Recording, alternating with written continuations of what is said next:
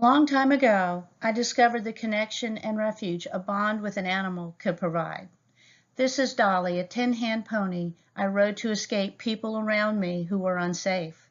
Unknown to me at the time, she began my journey into where I am now, being able to connect people with animals in helpful ways.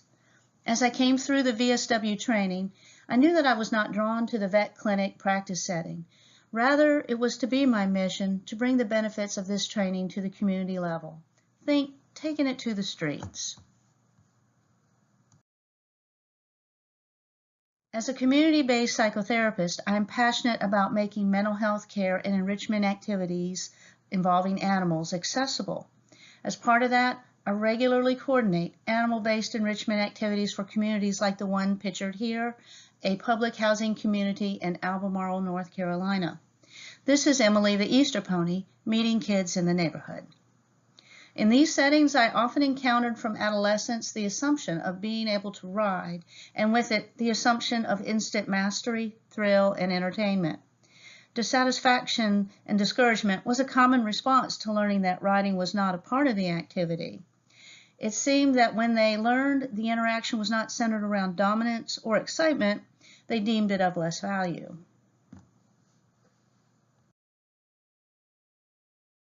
Younger children, however, were far more open to the sensory and experiential nature of non-mounted activities with equines. They were enthralled with grooming, noticing reactions to movements and voices, how her ears, tail, head, eyes, and nostrils could communicate curiosity, stress, concern, and interest. They could notice her responses to small amount of pressure and how pressure needed to be different based on what they were using to touch and groom with. They learned what areas of the pony were sensitive and could make connections to their own sensory needs. Fascination with the eyes is a common thing I noticed with the young ones. It is also interesting how they would quickly adapt their behaviors to help Emily feel at ease. At Maryhill Farm, I offer non-mounted and mounted modalities using horses and ponies.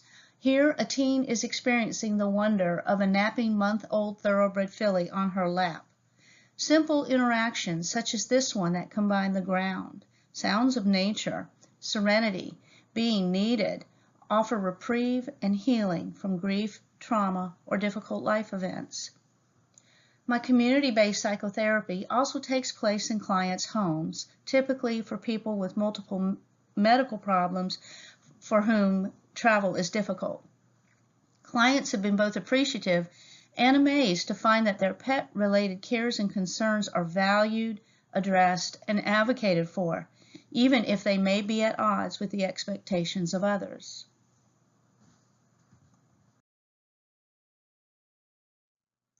Working with children and teens with diagnoses of autism, anxiety, or trauma via mounted interactions with equines has taught me to watch and listen for cues signaling needs for breaks in connection.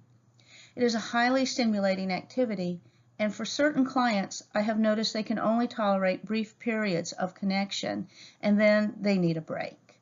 Sometimes the riding only lasts a few minutes. For others, it has stimulated language and verbalization of needs.